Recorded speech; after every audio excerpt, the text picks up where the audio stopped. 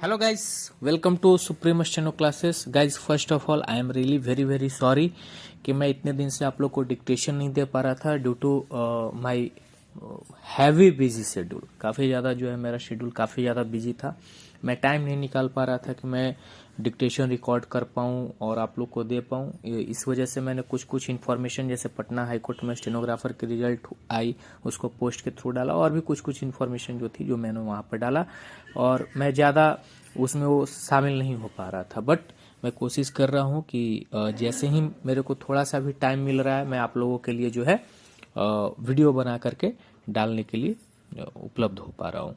ठीक है, तो so guys be ready for legal dictation जो कि लिया गया है सुप्रीम कोर्ट केसेस का ही है। ठीक है, 5 second.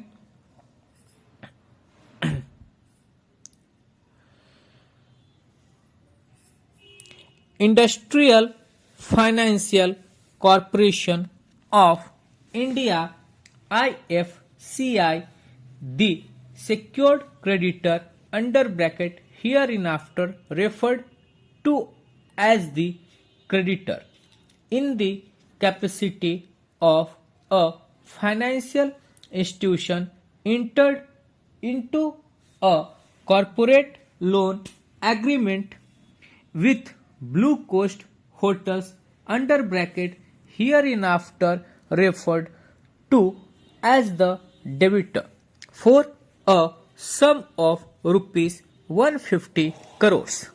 The agreement included a creation of a special mortgage to secure the corporate loan. The mortgaged property comprised of the whole of the debitor's hotel property, including the agricultural land on which the debtor was to develop villas. The debtor defaulted in repayment of the loan and the debtor's account become a non-performing assets under bracket NPA. Upon failure to remit the overdue amount despite the notices, a notice under bracket dated 26/3/2013 under section 13(2) of the Securitizations and Reconstruction of Financial Assets and Enforcement of Security Interest Act 2002 under bracket hereinafter referred to as the act was sent by the creditor calling upon the debtor to pay the amount overdue within a period of 60 days. In reply to the said notice, the debtor sent the creditor a proposal for extension of time for the payment of the outstanding dues. On 18/6/2013, a notice was issued under section 13(4) whereby symbolic possession of the hotel property was taken over by the creditor. On 4/9/2013, the creditor published a notice of sale by public auction in the newspaper fixing the date of auction as 9/10/2013 at a reserve price of rupees 403 crores. In view of this, the debtor sent a letter to the creditor undertaking that it will pay all outstanding installments by 31st/12/2013 and that the sale of assets be deferred up to the aforesaid date. The debtor further stated that they shall not proceed in respect of their securitizations application before the DRT. In pursuance of it, the creditor deferred the sale by issuing a public notice on 8/10/2013 and granted the debtor an opportunity to clear the loan. However, the creditor extended repayment only by 15 to 20 days. Thereafter, on 25/11/2013, the debtor gave a letter of undertaking accepting the schedule given by the creditor and also acknowledging the right of the creditor to sell the assets in case of default as per the schedule. On 30/12/2013, the debtor sought further time to repay the loan, to which the creditor issued a notice taking over symbolic possession. On 9/1/2014, the creditor published a second notice of sale at the same reserved price of rupees 403 crores.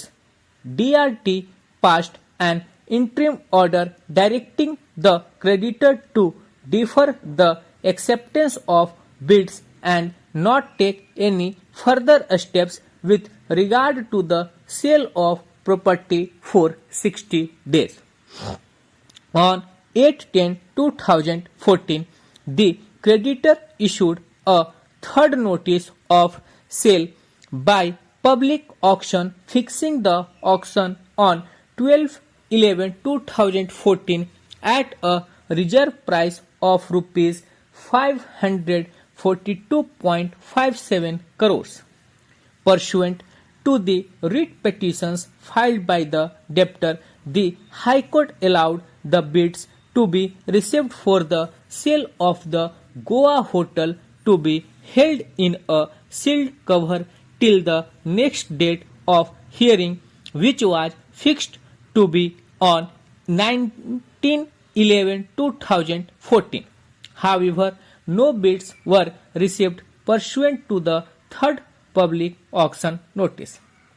On 31/12/2014, a fourth and fresh notice for conducting the auction sale of the Goa Hotel was issued by the creditor, setting the reserve price at rupees 515.44 crores. This notice led to the sale of the Goa Hotel to ITC Limited under bracket hereinafter referred to as the auction purchaser. The parties eventually moved the High Court by way of writ petitions in its jurisdictions under Article 226 of the Constitution of India. There, 3 writ petitions were filed. The High Court set aside the judgment of DRT and held the entire proceedings for recovery and the sale of the Goa Hotel to be illegal, being in violation of the Act. The issues involved in this appeal were: first, whether the recovery proceedings were a breach of Section 13(3)(a) for failure of the creditor to reply the representation of the debtor and reject the same by a reasoned order. Second, since a portion of the land mortgaged by the debtor as security interest consisted of agricultural land, whether the provisions of the Act did not apply and the land therefore could not have been recovered. Third, whether the proceedings under Section 14 were initiated by the creditor who was not a secured creditor after having sold the property in auction to the auction purchaser. Fourth, whether it was incumbent on the creditor to take physical possession of the property before putting it to sale in an auction. Fifth, whether the proceedings of the auction sale were vitiated by fraud and collusion. Stop. So guys ये dictation था। Hope so आप लोग अच्छे से लिखे होंगे और अच्छे से इसको टाइप करके मिलाइएगा। और मैं कोशिश करूंगा कि जैसे ही मैं फ्री रहूं और ज़्यादा से ज़्यादा आपको जो है रेगुलर डिक्टेशन दे पाऊं। So thank you. यदि आपको इन्फॉर्मेशन और डिक्टेशन पसंद आ रहे हैं तो चैनल को लाइक कीजिए, शेयर कीजिए, सब्सक्राइब कीजिए। मिलते हैं नेक्स्ट इन्फॉर्मेशन और डिक्टेशन के साथ। तब तक के लिए धन्यवाद।